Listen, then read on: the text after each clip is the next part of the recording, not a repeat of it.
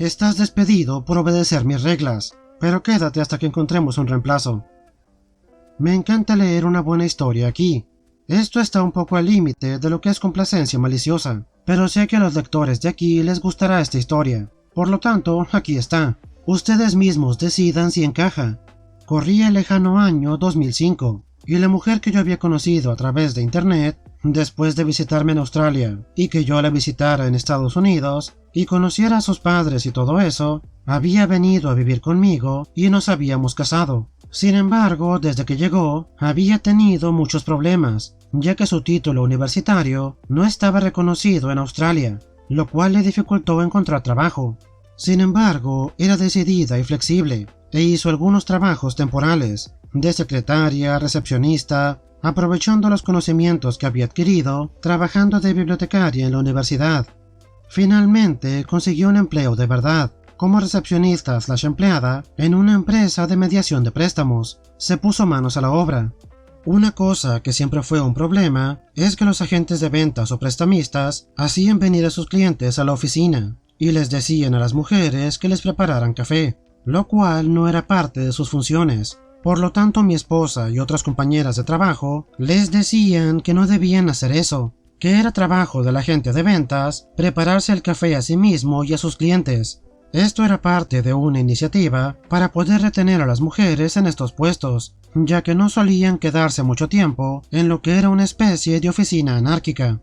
Un día, mi esposa estaba trabajando cuando un cliente y un vendedor entran a la oficina. Ella los recibió, pero el tipo salió y le dijo a mi esposa que les preparara café a los dos.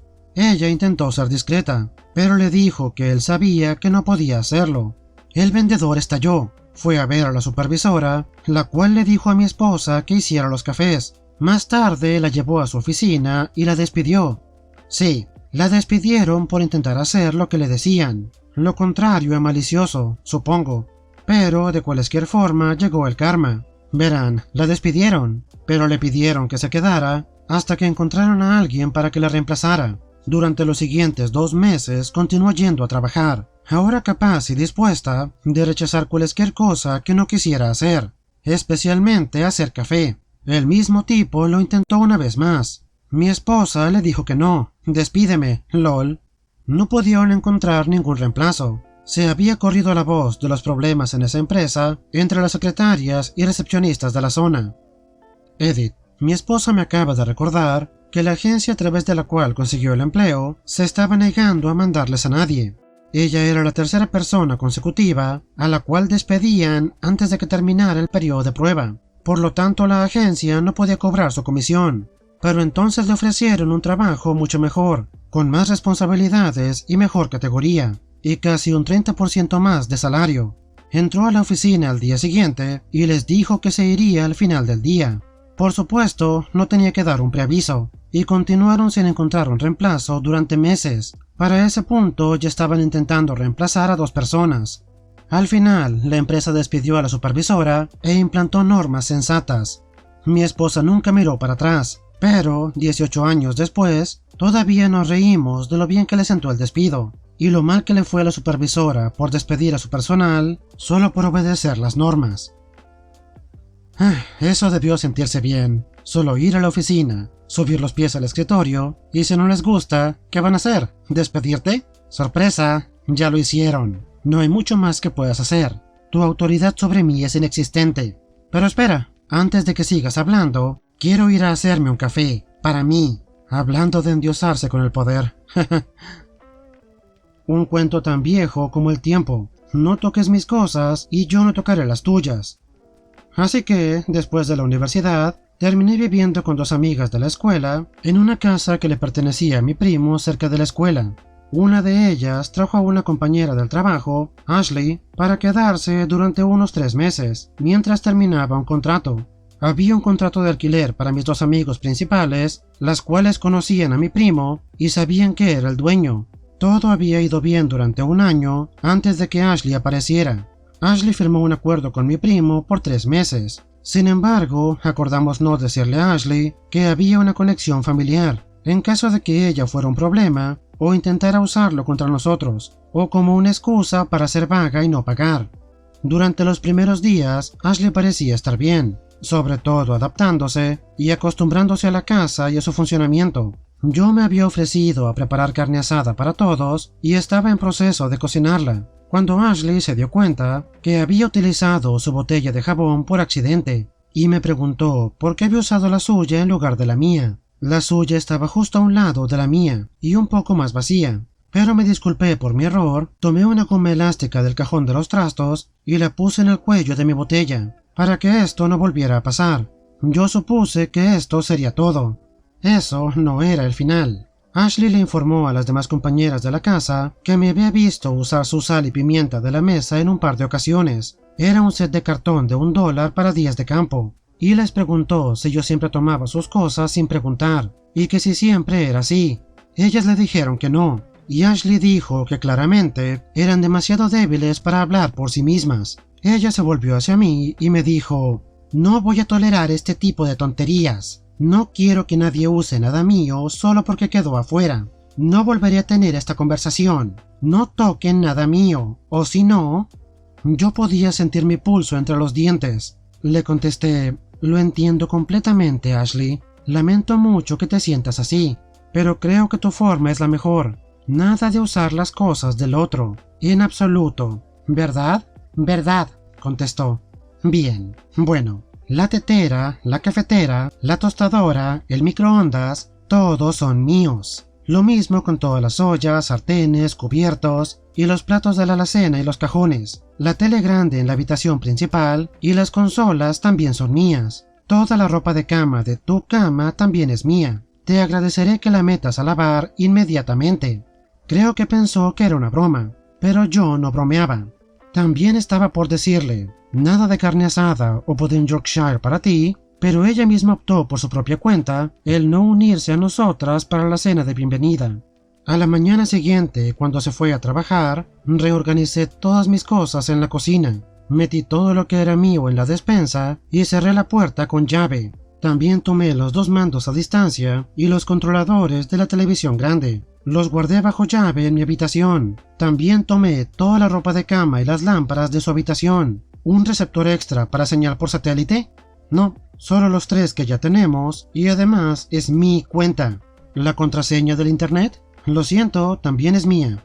Ashley se quejó amargamente e insistió que era ilegal privarla del microondas, el internet y la televisión según su contrato de alquiler. No, ese contrato solo le daba derecho a la nevera, la estufa, lavavajillas, la lavadora y secadora. Todo eso estaba disponible para su uso. Ah, y por cierto, el tendedero de ropa también es mío, y deja de usar mi detergente.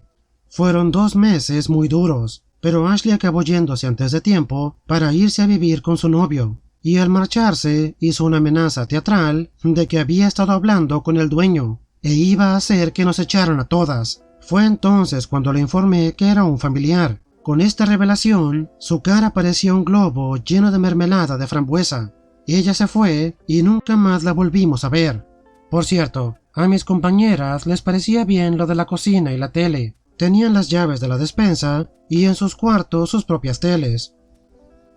En defensa de Ashley voy a decir que es extremadamente molesto cuando tus compañeros, ya sea en casa o en el trabajo, toman tus cosas sin preguntarte. Por lo tanto, es algo que es importante aclarar, pero de buena manera, no amenazando a tus compañeros con un «o si no», y además, criticar que están usando tu sal cuando están cocinando una cena a la que estás invitada ya es querer caer mal adrede.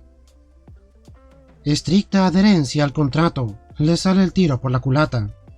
Debía compartir esta joya de historia que me pasó hace unos años, cuando estaba trabajando en una empresa de tecnología.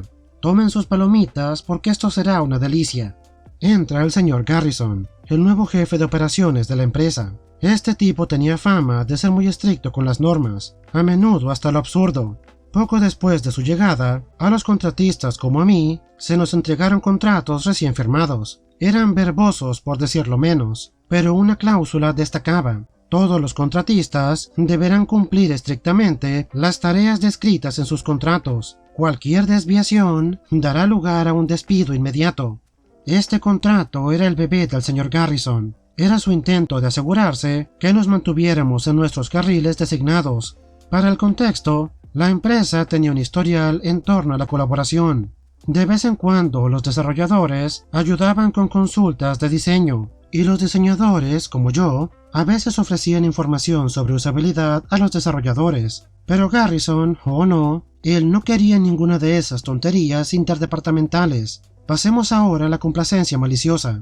Se estaba avecinando un gran proyecto, y a mitad del camino, el equipo de desarrollo se topó con un obstáculo. Identificaron un fallo en el diseño, algo que mi equipo pudo haber arreglado en 1 o 2 horas. Sin embargo, ayudarles no estaba en mi contrato. Por lo tanto me senté, me tomé un café y me puse a ver cómo se desarrollaba el drama.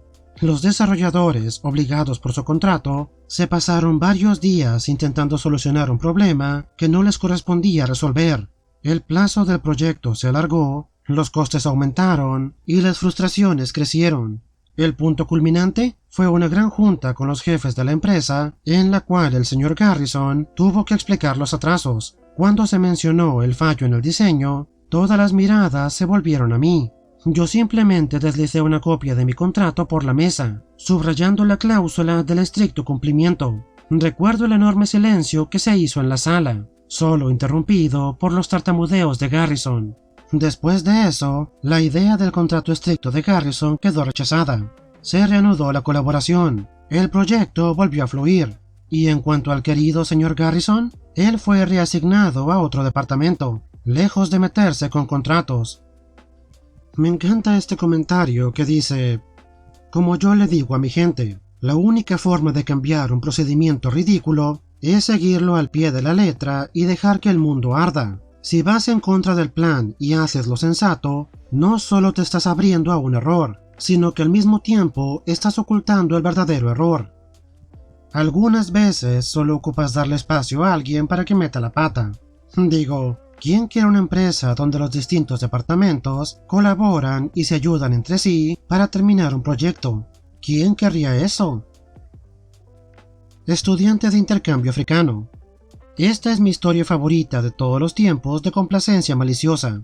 Yo estudié historia en Alemania, y mientras estaba ahí, también se matriculó un estudiante africano de intercambio. Tenía un acento muy marcado, y le costaba bastante plasmar sus ideas en papel. Por lo tanto, cuando tenía que entregar un trabajo, le preguntó al profesor si podía hacerlo en inglés, donde le era mucho más fácil expresarse. El anciano profesor no quería admitir que su inglés no era bastante bueno, por lo tanto se remitió a las directrices de la universidad, las cuales estipulaban, con la excepción de los estudios de idiomas, todos los trabajos debían ser escritos en alemán o en latín. Lo que el profesor no sabía era que el estudiante africano de intercambio había estudiado en un monasterio jesuita, por lo tanto entregó el trabajo en un latín perfecto. Ya que el profesor se había especializado en historia moderna, ocupó la ayuda del profesor de latín para poder calificar el trabajo. Las directrices de la universidad se modificaron un año después. Ahora los trabajos en latín solo son aceptables para los que estudian latín. Oiga, profesor, disculpe, sé que no se le da bien el inglés, pero ¿qué tal se le dan las lenguas muertas? Y después dejas el trabajo en su escritorio y te vas caminando como si fueras el personaje principal.